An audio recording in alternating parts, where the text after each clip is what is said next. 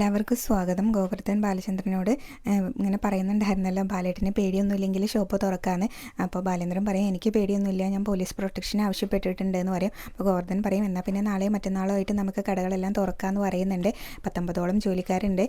ഇനിയും അവരെ പിടിച്ച് നിർത്തിയിട്ടുണ്ടെങ്കിൽ അവർ വേറെ ജോലിക്ക് പോകും. ഇപ്പോൾ തന്നെ ഞാൻ സാലറി അഡ്വാൻസ് കൊടുത്തിട്ടാണ് അവരെ നിർത്തിയിരിക്കുന്നതെന്ന് പറയുന്നുണ്ട് കേട്ടോ. അപ്പോൾ അത് ശരിയാണ്. എന്തായാലും 10ഓളം ദിവസം കട തുറക്കാത്തതുകൊണ്ട് തന്നെ നമുക്ക് ലാഭം ഉണ്ടായിട്ടുള്ളൂ. കഴിഞ്ഞ ആഴ്ച 10,000 വെച്ചാണ് ഇങ്ങനെ സ്വർണ്ണത്തിന് വില കൂടിയത്. നമ്മുടെ കയ്യിൽ പഴയ സ്റ്റോക്കാണല്ലോ ഉണ്ടായിരുന്നത്. അപ്പോൾ അതുകൊണ്ട് നമുക്ക് ലാഭമേ ഉള്ളൂ എന്ന് പറയുമ്പോൾ ബാലേന്ദ്രൻ പറയുന്നുണ്ടായിരുന്നു, ഞാനിപ്പോൾ ലാഭം നഷ്ടമൊന്നും നോക്കുന്നില്ല, എൻ്റെ മകനാണ് ജയിലിൽ കിടക്കുന്നത്, അവനെ എങ്ങനെയെങ്കിലും രക്ഷിച്ചെടുക്കേണ്ടേ, ഉപേക്ഷിച്ച് കളയാൻ പറ്റില്ലല്ലോ, മകനായി പോയില്ലേ എന്ന് പറയും. അപ്പോൾ ഗോവർദ്ധനാണെങ്കിലും പറയുന്നുണ്ടായിരുന്നു, റിമാൻഡ് കഴിയുമ്പോൾ നോക്കാമെന്ന് പറയുന്നുണ്ട് കേട്ടോ. അത് കഴിഞ്ഞ് പിന്നീട് അലീനെ ശരണ്യനെ കാണാൻ വേണ്ടി കോളനിയിലേക്ക് പോകുന്ന കാര്യം അത്ര ശരിയായ കാര്യമാണോ എന്ന് ചോദിക്കുന്നുണ്ട് ബാലേന്ദ്രനോട്. അപ്പോൾ ബാലേന്ദ്രൻ പറയും, ഈ കുടുംബത്തിലെ അംഗം എന്നുള്ള നിലയ്ക്ക് അവിടെ പോകുന്നത് തെറ്റ് തന്നെയാണ് എന്ന് പറയേ. അപ്പോൾ ഗോവർദ്ധൻ ചോദിക്കുന്നുണ്ട്, ബാലേട്ടൻ പറഞ്ഞാൽ അവളിങ്ങനെ അനുസരിക്കില്ലേ എന്ന് ചോദിക്കുന്നുണ്ട് കേട്ടോ. അപ്പോൾ ഞാൻ പറഞ്ഞാൽ അവൾ അനുസരിക്കും, പക്ഷേ അവളിങ്ങനെ ഒരു കുടുംബത്തിൻ്റെ ചട്ടക്കൂടിലൊന്നും അല്ല ജനിച്ച് വളർന്നത്. അവളെ വളർത്തിയിട്ടുള്ളത് ചാരിറ്റി ചെയ്യുന്ന ഒരു അമ്മയാണ്. അവളും കുറേ കാലം ഇവിടെ വരുന്നത് വരെ ആ സ്ഥാപനത്തിൽ ചാരിറ്റിയൊക്കെ ചെയ്തുകൊണ്ടല്ലേ ജീവിച്ചിരുന്നത് എന്ന് പറയുന്നുണ്ട് കേട്ടോ. അപ്പോൾ ഗോവർദ്ധനാണെങ്കിലും ഇങ്ങനെ ചോദിക്കുന്നുണ്ടായിരുന്നു ബാലേന്ദ്രനോട്, നമുക്ക് അലീനയെ കൊണ്ട് ശരണ്യയെ കൊണ്ട് പറയിപ്പിച്ചാലോ രോഹിത്തിനെ രക്ഷപ്പെടുത്താൻ വേണ്ടിയിട്ട് എന്ന് ചോദിക്കുമ്പോൾ, എന്താ ഗോവർദ്ധൻ ഉദ്ദേശിച്ചതെന്ന് ചോദിക്കുന്നുണ്ട് കേട്ടോ. അല്ല, കോടതിയിൽ ചെല്ലുമ്പോൾ ശരണ്യ രോഹിത് നിരപരാധിയാണെന്ന് പറഞ്ഞാൽ മതിയല്ലോ, അതങ്ങനെ പറയിപ്പിച്ചാലോ എന്ന് ചോദിക്കുന്നുണ്ട് കേട്ടോ. അപ്പോൾ അലീന അങ്ങനെയൊന്നും പറയില്ല എന്ന്. ഇനിയിപ്പോൾ ഞാൻ അത് അവളോട് പറഞ്ഞു എന്ന് തന്നെ ഇരിക്കട്ടെ, അപ്പോൾ ഞാൻ അവളുടെ മുന്നിൽ ആരായി, എനിക്ക് സ്വന്തമായിട്ടൊരു വ്യക്തിത്വവും അഭിപ്രായമൊക്കെ ഉണ്ട് എന്നൊക്കെയാണ് കേട്ടോ ബാലേന്ദ്രനാണെങ്കിലും പറയുന്നത്. അപ്പോൾ അതൊന്നും നടക്കില്ല എന്ന് പറയുന്നുണ്ട്. അലീനയോട് പറയാൻ ബാലേന്ദ്രന് അത് സമ്മതമല്ല കേട്ടോ. അലീന അങ്ങനെയൊക്കെ നടന്നിട്ട് ചാരിറ്റിയൊക്കെ ചെയ്തുകൊണ്ട് നടക്കുന്ന ആളാണല്ലോ. അപ്പോൾ അതുകൊണ്ട് തന്നെ ബാലേന്ദ്രൻ അത് പറഞ്ഞിട്ടുണ്ടെങ്കിൽ അലീനയുടെ മുന്നിൽ കൊച്ചായി പോവുകയല്ലേ ചെയ്യുള്ളൂ. അപ്പോൾ അതുകൊണ്ട് ബാലേന്ദ്രൻ അത് പറയില്ല. ബാലേന്ദ്രന് സ്വന്തമായിട്ട് അഭിപ്രായം വ്യക്തിത്വമൊക്കെ ഉണ്ട്, അതൊന്നും നടക്കുന്ന കാര്യമില്ല എന്ന് പറയുന്നുണ്ട്. അപ്പോഴേക്കും സുലോചന ചായയൊക്കെ ആയിട്ട് വരുന്നുണ്ട് കേട്ടോ. ചായ കുടിച്ചിട്ട് സംസാരിക്കുമെന്ന് പറഞ്ഞിട്ട് ചായയൊക്കെ കൊടുക്കും. അത് കഴിഞ്ഞ് പിന്നീട് വൈജയന്തിനെയാണ് കാണിക്കുന്നത്. വൈജയന്തി അവിടെ ഉണ്ടായിരുന്ന നഴ്സിനോട് ബെഡൊക്കെ ഒന്ന് പൊക്കി കൊടുക്കാനൊക്കെ പറയുന്നുണ്ട്. നഴ്സ് അതൊക്കെ ചെയ്ത് കൊടുത്തുകൊണ്ട് അവിടെ നിൽക്കുകയും ചെയ്യുന്നുണ്ട് കേട്ടോ. അപ്പോൾ അത് കഴിഞ്ഞ് പിന്നീട് ആ ഫോണൊന്ന് എടുത്ത് തരുമെന്ന് ചോദിക്കും. അപ്പോൾ നഴ്സ് ഫോണും എടുത്ത് കൊടുക്കുന്നുണ്ട് കേട്ടോ. അത് കഴിഞ്ഞ് ഫോണിൽ ആരെയോ 2 തവണയ്ക്ക് വിളിക്കുന്നുണ്ട്, പക്ഷേ കിട്ടുന്നില്ല കേട്ടോ. അപ്പോൾ അവിടെ ഇങ്ങനെ സങ്കടപ്പെട്ട് കിടക്കുകയാണ് വൈജയന്തി. ആ സമയത്താണ് നഴ്സ് വന്നിട്ട് വിസിറ്റേഴ്സ് ഉണ്ട് എന്ന് പറയുന്നത്. അപ്പോൾ വരാൻ പറയുമെന്ന് പറയൂ കേട്ടോ. അങ്ങനെ കയറി വരുന്നത് ശിവനും കമലയായിരിക്കും. ശിവൻ വന്ന ഉടനെ തന്നെ ചോദിക്കുന്നുണ്ട്, നിനക്കിപ്പോൾ എങ്ങനെയുണ്ട്, കുറേ ആയല്ലോ ഈ കിടപ്പ് കിടക്കുന്നു, വീട്ടിലേക്ക് പോകാറായില്ലേ എന്നൊക്കെ ചോദിക്കുമ്പോൾ വൈജയന്തി പറയുന്നുണ്ടായിരുന്നു, പ്ലാസ്റ്ററൊന്നും വെട്ടാറായിട്ടില്ല എന്നാണ് ഡോക്ടർ പറഞ്ഞതെന്ന് പറയൂ കേട്ടോ. അപ്പോൾ ശിവൻ പറയുന്നുണ്ടായിരുന്നു, കുറേ ആയില്ലേ ഈ ഒരു കിടപ്പ് ഇങ്ങനെ കിടക്കുന്നു, നിനക്ക് മടുത്തില്ലേ എന്നൊക്കെ ചോദിക്കുന്നുണ്ട് കേട്ടോ. അപ്പോൾ വൈജയന്തി പറയും, എനിക്ക് ചില സമയത്ത് ഇവിടുന്ന് എണീറ്റ് ഓടാൻ തോന്നും എന്ന് പറയൂ കേട്ടോ. അപ്പോൾ കമല പറയുകയാണ്, 2 കാലും ഒടിഞ്ഞ് കിടക്കുന്ന നീ എങ്ങനെ എണീറ്റ് ഓടുന്നതെന്ന് ഇങ്ങനെ പറയൂ കേട്ടോ. അപ്പോൾ നീ ഇങ്ങനെ വേണ്ടാത്ത വർത്തമാനം പറയാതെ എന്നൊക്കെ കമലേനോട് പറയുകയും ചെയ്യുന്നുണ്ടായിരുന്നു കേട്ടോ ശിവനാണെങ്കിലും. അപ്പോൾ വൈജയന്തി പറയും, എൻ്റെ കമലയുടെ അടുത്ത് ഞാൻ എണീറ്റ് ഓടാൻ വേണ്ടിയിട്ട് പറഞ്ഞതല്ല, എൻ്റെ ഒരു മാനസികാവസ്ഥ പറഞ്ഞാണെന്ന് പറയേ. അപ്പോഴാണ് കമല ഇങ്ങനെ പറയുന്നത്, നിന്നെ പറഞ്ഞിട്ടും കാര്യമില്ല, നീ ഒറ്റയ്ക്ക് ഇങ്ങനെ ഇവിടെ കിടക്കുകയല്ലേ, അപ്പം അങ്ങനെയൊക്കെ തോന്നും എന്ന് പറയുമ്പോൾ ശിവൻ വീണ്ടും ഇങ്ങനെ പറയുന്നുണ്ട് കേട്ടോ, നീ ഓരോരോ പൊട്ടത്തരം പറയാതെയെന്ന്. അപ്പോൾ ഞാൻ ഇങ്ങനെ വൈജ പറഞ്ഞതിൻ്റെ ബാക്കി പറഞ്ഞു എന്നേ ഉള്ളൂ എന്ന് പറയും. എന്നിട്ട് പിന്നീട് ശിവനോട് ചോദിക്കുന്നുണ്ട്, ശിവേട്ടൻ ഇങ്ങനെ ഹരിനെ കാണാൻ സബ് ജയിലിൽ പോയിട്ടുണ്ടായിരുന്നോ എന്ന് ചോദിക്കുന്നുണ്ട്. അപ്പോൾ രോഹിനെ കണ്ടോ എന്നൊക്കെ ചോദിക്കുന്നുണ്ട് കേട്ടോ. അപ്പോൾ ഇല്ല, രോഹിനെ കാണാൻ അവർ സമ്മതിച്ചില്ല, ഹരീനെ മാത്രമേ കണ്ടുള്ളൂ എന്ന് പറയും. അപ്പോൾ വൈജയ്ക്ക് അങ്ങ് ദേഷ്യം വരുന്നുണ്ട് കേട്ടോ. വൈജ പറയുന്നുണ്ടായിരുന്നു, ശിവേട്ടൻ്റെ മോനെ മാത്രം കണ്ടു പോന്നു അല്ലേ, എൻ്റെ മകനെ കാണാൻ പറ്റിയില്ല അല്ലേ എന്നൊക്കെ ഇങ്ങനെ ചോദിക്കുന്ന സമയത്ത് ശിവൻ പറയുന്നുണ്ടായിരുന്നു, നിൻ്റെ മകനെ കാണാൻ അവൻ്റെ അച്ഛൻ പോവുമല്ലോ എന്ന് പറയൂ കേട്ടോ. അപ്പോൾ അയാൾ പോവില്ല, അയാളിപ്പോഴും അങ്ങനെ അലീനേനെ കെട്ടിപ്പിടിച്ചുകൊണ്ട് അവിടെ നിൽക്കത്തേ ഉള്ളൂ എന്നാണ് കേട്ടോ പറയുന്നത്. അപ്പോൾ ശിവന് അത് ഇഷ്ടപ്പെടുന്നില്ല. നീ ആദ്യം നിൻ്റെ ദുഷിച്ച വർത്തമാനം നിർത്തുക എന്നൊക്കെ പറയുന്നുണ്ട് കേട്ടോ. അപ്പോൾ ഞാൻ പറഞ്ഞത് ശരി തന്നെയാണ് എന്നുള്ള രീതിയിലൊക്കെ തന്നെയാണ് കേട്ടോ സംസാരിക്കുന്നത്. അതിൻ്റെ ഇടയിൽ കമല ചോദിക്കുന്നുണ്ടായിരുന്നു, അലീന വീണ്ടും അങ്ങോട്ടേക്ക് പോയിട്ട് എന്തായി, അവൾ തിരിച്ചു വന്നു എന്നൊക്കെ ചോദിക്കുന്നുണ്ട്. അപ്പോൾ വൈജു പറയും, ഞാനതൊന്നും അന്വേഷിച്ചിട്ടുണ്ടായിരുന്നില്ല, അവൾ ഇന്നലെ പോയപ്പോഴേ അവിടെ കിടന്ന് കത്തേണ്ടതായിരുന്നു, അത് അവൾ കത്തില്ല, അത് നന്നായിട്ട് അറിയാം, ഇനിയിപ്പോൾ 4 വഴിക്ക് ആക്കണമല്ലോ, ഒരുപാട് കാര്യങ്ങൾ ചെയ്ത് തീർക്കാനുണ്ടല്ലോ എന്നൊക്കെ പറഞ്ഞ് അലീനനെ അങ്ങ് കുറ്റപ്പെടുത്തി സംസാരിക്കുകയാണ് കേട്ടോ. അത് കേൾക്കുമ്പോൾ ശിവൻ വീണ്ടും വൈജയനോട് പറയുന്നുണ്ട്, നീ ആദ്യം നിൻ്റെ ദൂഷിച്ച സംസാരമൊക്കെ നിർത്തുന്നു. അപ്പോൾ വൈജയന്തിക്ക് അതങ്ങ് ഇഷ്ടപ്പെടുന്നില്ല. അപ്പോൾ വൈജയന്തി ദേഷ്യപ്പെട്ട് തന്നെയാണ് കേട്ടോ ഓരോന്ന് പറയുന്നത്. അപ്പോൾ ശിവൻ അവിടുന്ന് ദേഷ്യപ്പെട്ട് അങ്ങ് ഇറങ്ങി പോകും. പോവേ. പിന്നീട് വീട്ടിലെത്തിയിട്ട് ചായ കുടിച്ചുകൊണ്ടിരിക്കുകയാണ് ശിവൻ. ആ സമയത്ത് ഫോൺ എടുത്ത് കൊണ്ടുവന്ന് കൊടുക്കുന്നുണ്ട് കേട്ടോ കമലയാണെങ്കിലും. അപ്പോൾ ആരുടെ കോളാണെന്ന് ചോദിക്കും. ആരുടെ കോളും അല്ല, ഇത് നിങ്ങൾക്ക് വിളിക്കാൻ വേണ്ടിയിട്ട് ഞാൻ എടുത്ത് തരികയാണെന്ന് പറഞ്ഞിട്ട് ബാലേന്ദ്രനെ വിളിക്കാൻ പറയുന്നുണ്ട് കേട്ടോ. അപ്പോൾ ഞാൻ എന്തിനാണ് അയാളെ വിളിക്കുന്നത്, അയാളെ വിളിച്ചിട്ട് എന്ത് ചോദിക്കാനാ എന്നൊക്കെയാണ് കേട്ടോ ശിവൻ കമലേനോട് ചോദിക്കുന്നത്. അപ്പോൾ കമല പറയുന്നുണ്ടായിരുന്നു, ഇപ്പോൾ അലീനെ 2 തവണയായിട്ട് ആ ശരണ്യനെ കാണാൻ പോകുന്നു. അപ്പോൾ അവൾ പറഞ്ഞിട്ടുണ്ടെങ്കിൽ എന്തായാലും ചിലപ്പോൾ ശരണ്യ കേൾക്കാതിരിക്കില്ല. രോഹിത്തിനെ രക്ഷപ്പെടുത്താൻ വേണ്ടിയിട്ട് തന്നെയായിരിക്കും അവൾ അവിടെ പോകുന്നത്. അതിൻ്റെ കൂട്ടത്തിൽ ഹരീനെയും കൂടെ എങ്ങനെയെങ്കിലും ഒന്ന് രക്ഷപ്പെടുത്തിയെടുക്കാം. അപ്പോൾ ഒന്ന് ബാലേന്ദ്രനെ വിളിച്ച് സംസാരിക്കുക എന്ന് പറഞ്ഞിട്ട് അങ്ങ് നിർബന്ധിക്കുകയാണ് കേട്ടോ കമല.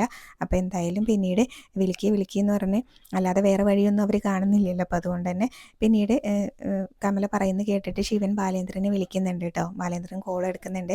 അപ്പോൾ കമലയാണെങ്കിൽ സ്പീക്കറിലിടാൻ പറയുന്നുണ്ട് കേട്ടോ. സ്പീക്കറിലിട്ട് തന്നെയാണ് സംസാരിക്കുന്നത്. അപ്പോൾ ബാലേന്ദ്രൻ കോൾ എടുക്കുന്ന സമയത്ത് ശിവൻ ചോദിക്കുന്നുണ്ട്, ബാലേന്ദ്രൻ ഹോസ്പിറ്റലിൽ വന്നിട്ട് എന്നെ ഒന്ന് വിളിച്ചില്ലല്ലോ എന്ന് പറയേ.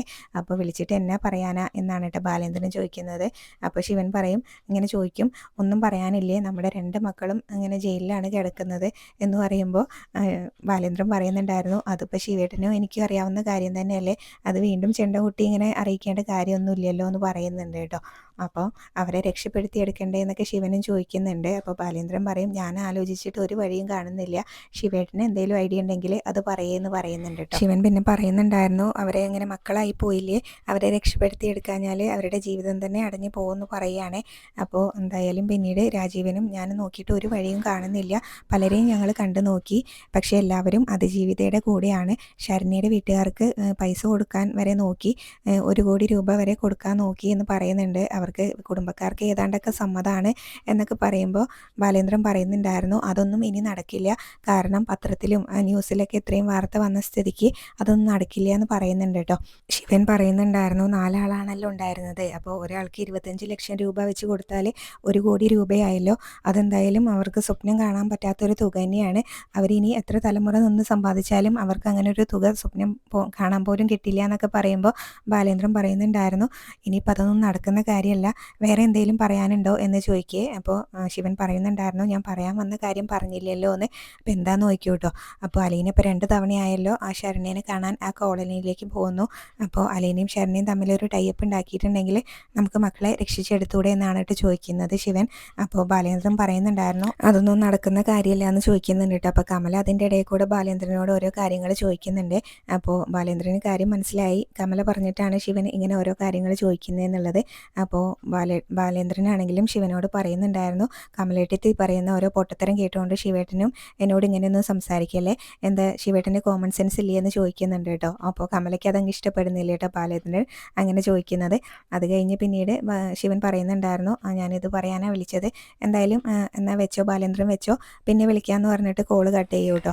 കോള് കട്ട് ചെയ്ത ശേഷം ശിവന് ആണെങ്കിലും കമലേനോട് ഇങ്ങനെ ദേഷ്യപ്പെടുന്നുണ്ടായിരുന്നു കേട്ടോ. ഇപ്പോൾ ചോദിച്ച് ഞാൻ ആരായി അവൻ്റെ മുന്നിൽ എന്നൊക്കെ പറഞ്ഞിട്ട് ദേഷ്യപ്പെടുകയാണ്. അപ്പോൾ കമല പറയുന്നുണ്ടായിരുന്നു, അതിനിപ്പോൾ ഞാൻ എന്നാ ചെയ്തു, ഈ അലീനനെ കൊണ്ട് ആർക്കും ഒരു ഉപകാരവും ഇല്ല, ഒരു ഗുണവും ഇല്ല, എന്നാലും അവളെല്ലാവരും ഇങ്ങനെ തലയിൽ ഇങ്ങനെ വെച്ചുകൊണ്ടാണ് നടക്കുന്നത്, അതെന്താണെന്ന് എനിക്ക് മനസ്സിലായില്ല എന്നൊക്കെ പറഞ്ഞ് ദേഷ്യപ്പെട്ട് കമല അവിടെ നിന്ന് അങ്ങ് പോവേ.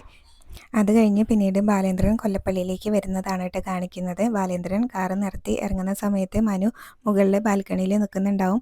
അങ്കിളെ എന്ന് വിളിക്കൂ കേട്ടോ, വെൽക്കം എന്നൊക്കെ പറയും. അപ്പോൾ നീ ഇവിടെ ഉണ്ടായിരുന്നോ, നിൻ്റെ അച്ഛനുണ്ടോ ഇവിടെ എന്ന് ചോദിക്കൂ കേട്ടോ ബാലേന്ദ്രൻ. ആ അച്ഛൻ ഇവിടെ ഉണ്ടെന്ന് പറയും. അപ്പോൾ രാജീവനോ എന്ന് ചോദിക്കും, കൊച്ചച്ഛൻ ഇപ്പോഴും ഇവിടെ ഇല്ല, എപ്പോഴാണ് വരിക എന്നൊന്നും അറിയില്ല എന്ന് പറയുമ്പോൾ, അപ്പോൾ നീ ഈ വീട്ടിലൊന്നും അല്ലേ താമസം എന്നിങ്ങനെ കളിയാക്കിക്കൊണ്ട് ബാലേന്ദ്രൻ ചോദിക്കുമ്പോൾ, ഈ വീട്ടിലും ഇടയ്ക്ക് താമസിക്കാറുണ്ട്, അങ്കിൾ കയറി വാ എന്ന് പറഞ്ഞിട്ട് മനു മുകളിൽ നിന്ന് താഴേക്ക് ഇറങ്ങി വരും കേട്ടോ. അപ്പോഴേക്കും കമലയും ഡോർ തുറക്കാൻ വേണ്ടി അങ്ങോട്ടേക്ക് ചെല്ലുന്നുണ്ട്. ആരാ മനു എന്ന് നോക്കി കേട്ടോ. അപ്പോൾ ബാലേന്ദ്രൻ അങ്കിളാണെന്ന് പറയുമ്പോൾ കമലയ്ക്ക് അത് അത്രയ്ക്ക് ഇഷ്ടപ്പെട്ടില്ല കേട്ടോ, ഒരു നീരസൊക്കെ ഉണ്ട് മുഖത്തെ. അപ്പോൾ ബാലേന്ദ്രൻ അങ്ങോട്ടേക്ക് കയറി വരുമ്പോൾ ശിവേട്ടൻ എവിടെയെന്ന് ചോദിക്കും. അപ്പോൾ ഷേവ് ചെയ്തുകൊണ്ടിരിക്കുകയാണ്, ഇപ്പോൾ വരും എന്ന് പറയും കേട്ടോ. ഒരു അനിഷ്ടത്തോടു കൂടി തന്നെയാണ് കമല അത് പറയുന്നത്. ഇപ്പോൾ മനു ബാലേന്ദ്രനോട് ഇരിക്കാനൊക്കെ പറയുന്നുണ്ട് കേട്ടോ, അങ്കിൾ കുറേ ദിവസമായാലും അങ്ങോട്ടേക്ക് വന്നിട്ട് എന്നൊക്കെ പറയുമ്പോൾ അലീനേനെ ലാസ്റ്റ് ഇവിടുന്ന് കൊണ്ടുപോകുന്ന സമയത്താണെന്ന് ബാലേന്ദ്രൻ പറയും കേട്ടോ. മനു പറയുന്നുണ്ടായിരുന്നു, അതെനിക്ക് ഓർമ്മയില്ല, ഞാനിവിടെ ഇല്ലായിരുന്നല്ലോ എന്ന് പറയും. പിരിക്കാൻ പറയുമ്പോൾ ഇരിക്കുന്നില്ല, ഞാൻ അമ്മേനെ ഒന്ന് കാണട്ടെ, കുറേ നാളായല്ലോ അമ്മേനെയും കണ്ടിട്ട് എന്ന് പറഞ്ഞിട്ട് മുത്തശ്ശിയുടെ റൂമിലേക്കാട്ടോ ചെല്ലുന്നത്.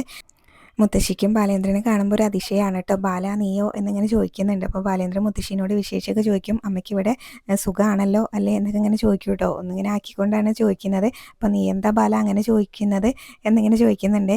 അപ്പോൾ അലീന അമ്മേനെ നന്നായിട്ടാണല്ലോ അവിടെ നോക്കിയിരുന്നത്. അപ്പോൾ ആ സൗകര്യം പോരാ, സുഖം പോരാ എന്ന് പറഞ്ഞിട്ടല്ലേ അമ്മയുടെ മോള് അമ്മേനെ ഇവിടെ കൊണ്ടാക്കിയത് എന്നൊക്കെ ഇങ്ങനെ പറയുന്നുണ്ടായിരുന്നേ.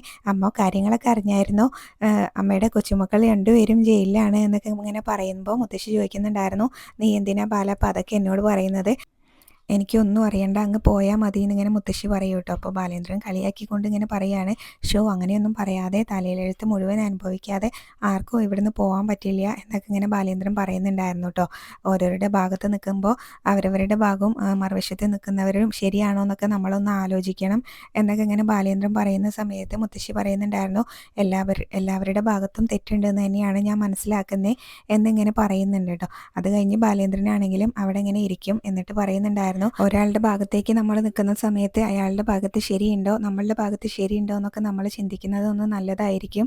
അമ്മയുടെ മകൾ ഇപ്പോൾ അഹങ്കാരത്തിൻ്റെ കൊടുമുടിയിൽ നിന്ന് താഴേക്ക് വീണ് 2 കൈയും കാലും ഒടിഞ്ഞ് ഹോസ്പിറ്റലിൽ കിടക്കുകയാണ്.